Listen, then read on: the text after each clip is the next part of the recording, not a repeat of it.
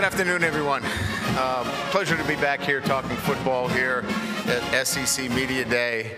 I'm getting used to this. As you know, for many years where I was, we didn't have these opportunities. So it gets you back into thinking about football, and certainly at LSU. All we can think about is championships after what Jay Johnson did in baseball and Kim Mulkey in basketball, our success in gymnastics. I've got a big opportunity on my hands as well, is to continue the success of what was a very good first year. We have much to do. Progress needs to continue to be made in the best conference in all of college football. So that will not be easy. But we're excited about what we've done in a very short period of time. And the foundation of success is built in consistency. Alabama and Georgia continue to hold that mantle of consistency in terms of playing for championships. And that's what we'll be looking to be at LSU, is playing for championships consistently year in and year out. And you don't do it by just being a one and done. You got to be able to do that over a period of time. And that's really the transition from year one to year two, where in year one, I was learning the league. I was learning how to go on the road and play in the kind of environments. I was learning our roster and our strengths and weaknesses. Going into year two, we have a lot of that knowledge. We understand a lot of those things necessary to be competitive and win games. Now it's how do you do it week in and week out? And for us, that's what our team now has been focused on. The little details of how they do their work. What they do in the classroom has so much to do with what they do on the football field. How they live their lives, what they put in their bodies, how they train. All of those things matter on a day-to-day basis when you're talking about consistency with your process. And so where we are in year two is that we have a football team that's coming. They're moving in the right direction. We still have some weaknesses that we're working on. We still have some roster development that still needs to take place. I think the exciting parts are keeping your staff together, and the continuity of our staff with our coordinators and leadership is in place. That will make it for seamless communication as it relates to our day-to-day. But going into this season, it certainly is going to be a great challenge for us as we open up against an outstanding Florida State team, which will challenge our football team. But it also motivates us on a day-to-day basis when we're out working in the cool breezes of Louisiana. That was a joke. It's been as hot as I can ever remember training a football team. So we have to be very conscious and safety concerns relative to how we train and take care of our football team going into it. But they're highly motivated because of that opener against Florida State. And then we get a chance to play against HBCU, the great team at Grambling, and the great Eddie Robinson's program. We're excited about that opportunity, an in-state team for us. And then on the road at Mississippi State, and we're off and running with SEC in 2023. So again, on behalf of Scott Woodward, my athletic director, and our entire staff, we're excited to be here today. And with that, I'll turn it over to our moderator. Thank you, Coach. If you have a question, please raise your hand. Again, please give your name and affiliation. And we'll start with questions, Coach, right in front of you, about 4 rows back. Hey, Brian, Colin Wilson with the Action Network. Last year, I was the first to ask you about your offensive line. It had some inexperience. That offensive line ended up #1 in stuff rate, #1 in line yards. This year, you lose 60% of your pass breakups. Did the transfer portal, which was ranked #1, did that address those issues about losing guys in the secondary in the back seven? So, again, I think, when we talk about areas within your program that you're coming but you're not there yet, When you have to dip into the transfer portal, and this is just my perspective, when you have to dip into the transfer portal and bring in that many guys on defense, that's an area of concern because you really don't know what you have until you play against Florida State. So there are going to be a number of new players back there. We do have some returning players that we're excited about back there. Bricks and Burns in particular are two veteran players that are going to help us a lot back there. But look, that was an area of concern. We're a team that needs to get off the field on third down. We did not do a very good job of that last year. That's going to have to change, and it'll start in that particular area. Coach, we'll go over here to my left on the second row. Coach, Mitch Gibbs, WGSO Radio. My question is, how important is a running game going to be to your success this year? What are your expectations, and what effect would that have on your quarterback position? So when we talk about a running game, what I've always wanted to do from an offensive structure is create physicality at the line of scrimmage. So we want to be a physical. We do not want to be a finesse running team. We want physicality at the point of attack.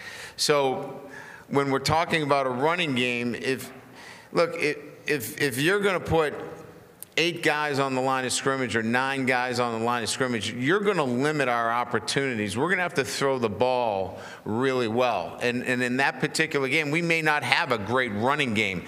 Doesn't mean we can't be physical at the point of attack and continue that physicality. So when we talk about a running game within the offensive structures that I like to build, it's physicality up front. And I think we're going to have that this year with returning veteran players, with our strength training and conditioning program into its second season.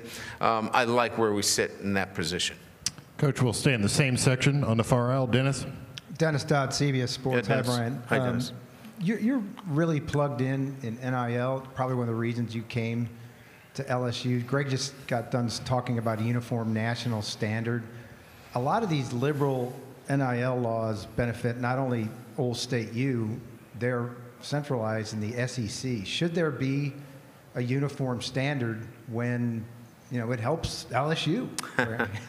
Yeah. So I think whatever answer I give you, there's going to be holes in it because there is not much regulation. I think that the easiest answer to that question, and I'm not going to be political up here, we do want to control what we can control.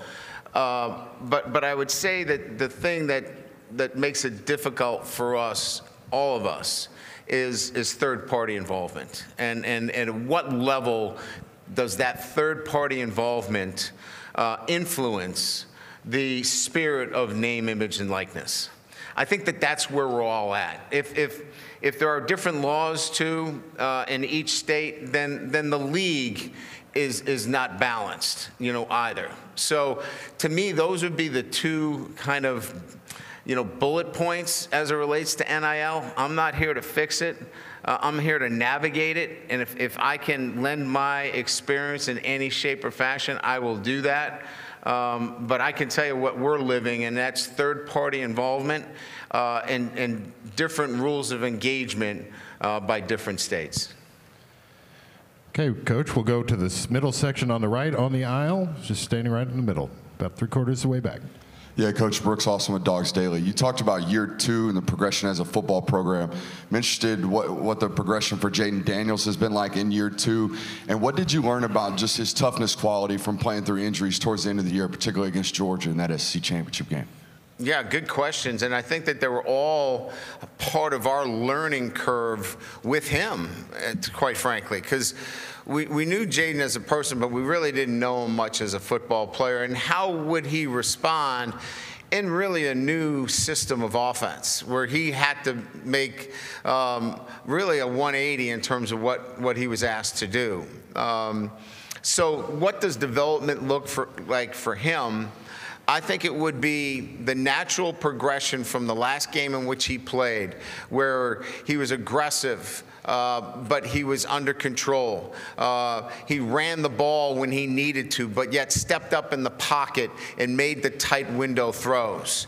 I think that was the progression from what we saw in the first week, where a step up in the pocket meant step up and run, or not making those tight window throws. And I think that that's what we saw during the year, was his natural progression of understanding the offense and being more confident.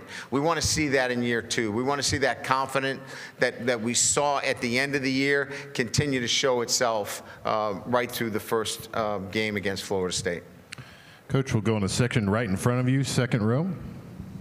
Hey, Coach. Matt Cohen, AL.com. I wanted to ask, kind of in the just on a larger scope, kind of in the aftermath of some of this Northwestern situation. I guess, one, how well are head coaches able to kind of, know what's going on within the locker room with so much going on in there, and also, two, has this made you, maybe think about something differently going forward, if there is anything you'd want to kind of be aware of or look for in your program? Look, it's a very difficult situation, because I know Pat, and I have the utmost respect for him as a person, as a family man, as a father. But the reality of it is, coaches, are the leaders of their program, and when things are not going the way they should be, there's an accountability, and I don't think he's somebody that would walk away from accountability at any time, and I'm not here to speak for him, but I can tell you in my situation is that a head coach is walking around those halls. A head coach is in the locker room. A head coach is eating with his team. A head coach knows his leadership team, and he also has many other support staff members that are in constant contact with his football team. The strength staff, your mental performance teams. You have so many different outlets to touch those players on a day-to-day basis. So that's how we operate within our program. Coach will go right down in front of me, about 3 rows back. Lady De La Mirera, Knox News. There's been a lot of talk going on about the NCAA's ruling over Tennessee and Jeremy Pruitt. What are your thoughts and feelings over the ruling?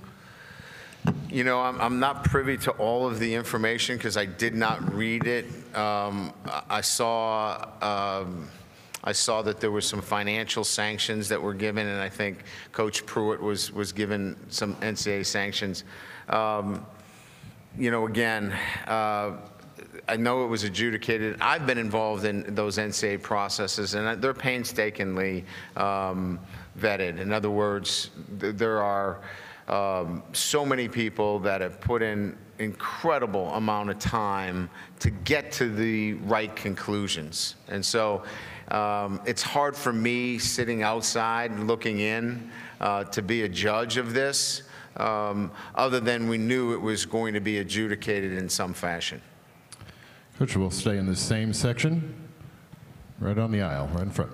Coach Kelly, Coach Denbrock mentioned this spring your offense wanted to emphasize getting better at racking up yards after the catch. I think that was an astute observation, seeing that your offense was second last in the conference last year in that regard. Was that more honing your offense, like you said, learning what Jaden Daniels does better to maximize his skill sets, or do you still want to yearn for some more downfield verticality through your passing game? Well, I'm glad that he wants more yards after the catch, too. That's a good start. I think everybody's looking for explosiveness within their offense. I think more than anything else, it starts with the ability to get the ball to your playmakers and give them the opportunity to make plays in space. It's that simple. And I don't know that we clearly could have done a better job at that last year, but we feel like this spring was an opportunity for us to really focus on those things, and we liked what we saw. So without giving up, state secrets here, we think that we really focused on giving our kids a chance to catch it and go, because we think we have a number of receivers that can influence the game that way. All right, Coach, we'll go to the back right corner alongside the wall. Hey, Gabe Burns, AJC. Obviously, Georgia is the standard in the conference right now. I'm just curious, how do you close the gap with what they've been doing, and do you feel your program's doing that? It's a measurement of, for everybody in here to see it on the field, right? That's how everybody measures, is the gap closing. What's the score of the game? What's the eye test tell me? What's the competitiveness of that game? We'll only have that opportunity if we get into the championship game against Georgia. I know that based upon how we've recruited and how we'll continue to recruit, that we'll have a football roster that will be able to compete against Georgia. Is that right now? No, it's not. But if we continue to do what we're doing, we're going to have a roster that can compete against Georgia, and then it's just a matter of getting it done on the playing field so everybody then can assess they've closed the gap. Coach, we'll go right here in front of us, here on the left. Bob. Hey, Brian. Bob Holt, Arkansas Democrat Gazette. Reading about Josh Williams, he's had a pretty interesting route to being a starting running back in the SEC at a program like LSU. What's your take on him and what got him to this point? What do you expect from him this season? So I think what we were looking for from him more than anything else, and in that position, was reliability. Somebody that we could rely on first, second, and third down, whether it's pass protection, whether it's catching the ball coming out of the backfield, running the ball, making the tough yards, and he was able to fill that and do an incredible job on all three downs. He also brought great leadership. He's a guy that is respected by so many. So when you're transitioning a program, the things that have always caught my eye early on for playing time, or you could say, what are my favorites and who are my favorites? Guys that can stay on the field, guys that are reliable, guys that you can trust, and then can be productive when they get the chance. And Josh was that, and he was a great leader off the field. Coach will go straight in front of me, 3 rows back. Coach, in year one, you guys were all over the place. You lost a team that didn't make a bowl game in Texas A&M. You came one point from beating Alabama, but you still won the West. Given your comments about Jaden Daniels earlier, are you committing right now that he is your starter for game one? And also, have you worked on your recruiting accent for the 2024 cycle? I think my accent's pretty good, and has gotten better, throughout the recruiting process. It depends on where if I'm in northern Louisiana or southern Louisiana, sometimes I get over Lake Charles, it's got to change a little bit. But Jaden's our starter. He'll start, but he'll have to continue to improve and progress, because Garrett is getting better every single day as well. So you want to talk about great competition? It's about as good as a head coach could hope for at the quarterback position. So Jaden's the starter, but he's got to have a great camp. He's got to continue to progress. He's got to continue to work. He's got to continue to move forward, because the guy right there as well, he wants to take his job in the right way. They've got a great relationship, but he wants his job too. So I think that's a really positive situation. Okay, we'll stay right here in front of me, second row. Tom. Hey, Brian. Tom Murphy, Arkansas Democrat Gazette.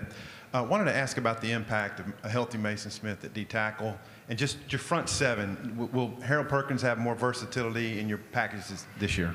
Yeah, so getting a guy like that back changes a lot of things, because, last year it was a double fan situation. You could slide the center guard tackle to one side and really be 3-on-2 on one side to him.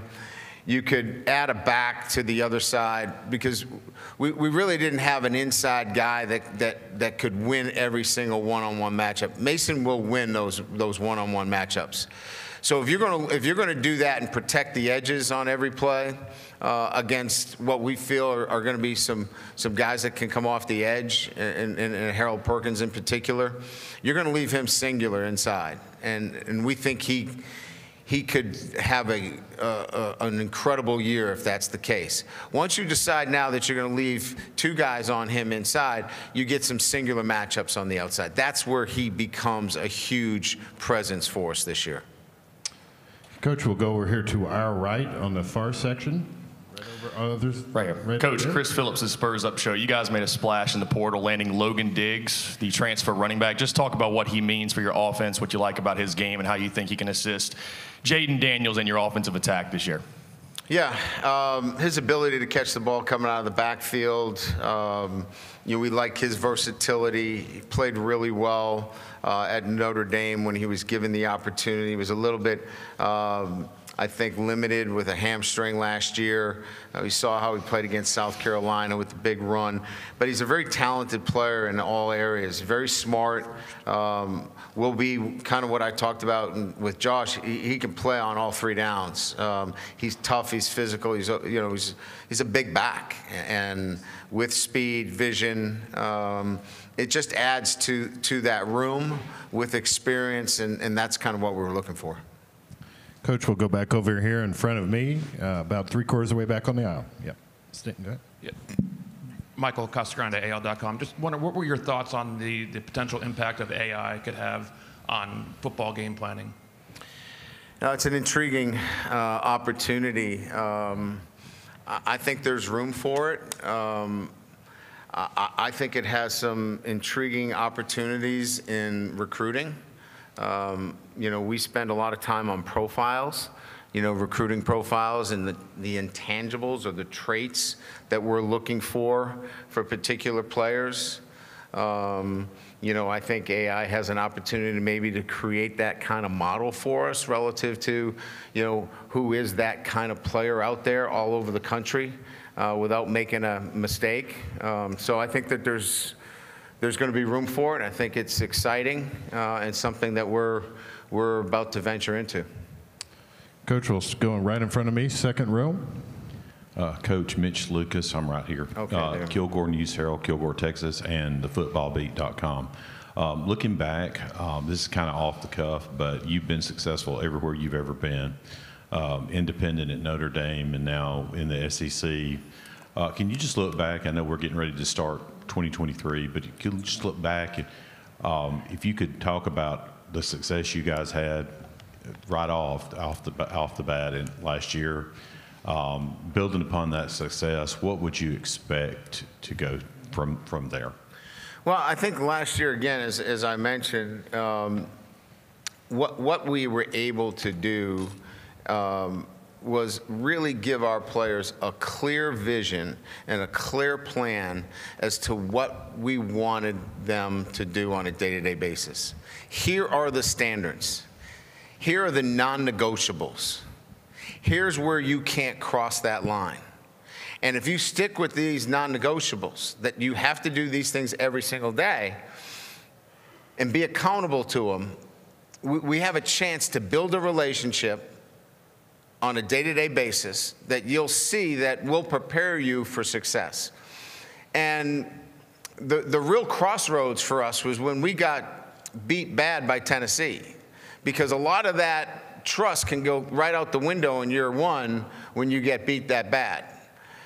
But our kids hung in there, and they gave us the trust necessary to work through that. And they went back and they worked harder and they worked to the details that we told them we needed to. And then once we got past that Tennessee game, I think we had those guys bought in. And so you're going to need some of those moments in year one where those young men go, we're in, we're going to stick with you. And sometimes it doesn't happen that way. In this instance, it did. Here we have time for 2 more. We'll start right in front of you, Coach, on the aisle. Right here, Trey. Hey, Coach. Trey Biddy, Hog Sports, 24/7 Sports. I was just looking at your schedule, and Week 3 SEC play starts. You're on the road at Mississippi State, a game against Arkansas at home that played you tough last year, at Ole Miss, and at Missouri. I know you probably take a one-game-at-a-time approach, but given that 3 of your first 4 SEC games are on the road, is there a different mindset or a different approach that you take with your team to kind of gear them up for that stretch? Yeah, I mean, we're going to have to deal with, how we want to handle that. Certainly, 3 out of 4 on the SEC on the road is a difficult stretch. But later in the season, we're going to have, as you see, we're going to have 5 out of 6 at home. So I think this is going to be much more about the right mindset earlier in the season as we get through the month of September. Getting your guys thinking in such a short period of time where we just work this 1 week at a time and keep them short focused. I think that's what we're going to have to do with the kind of tough schedule we have early on. Coach, we'll take one final question in the section in front of us to the left on the aisle. Coach Kelly, Drew DeArmond, WZZN Radio, Huntsville, Alabama. When you were building your new staff when you came to LSU last year, what did you see in Matt House that attracted you to hire him? And talk about the job he's done for you so far at LSU. There's a number of things. See, I've known Matt for a long period of time. I knew him way back when I was at Central Michigan, but I got to know him better going up against him when I was at Notre Dame. He was at Pitt. He was at North Carolina State. I always hated going against his defenses. They were versatile. They were difficult to read. There was unpredictability in them, and they changed from week to week. And I wanted that in the SEC. And, again, when you're dealing with the NFL, it's never easy to get somebody, and you never know whether you can get them released from their contract. But, with a little bit of luck and the help of Andy Reid, we're able to get him to LSU, and couldn't be more excited because of that. Coach Kelly, thank you for your time this afternoon. Thank you. Appreciate it.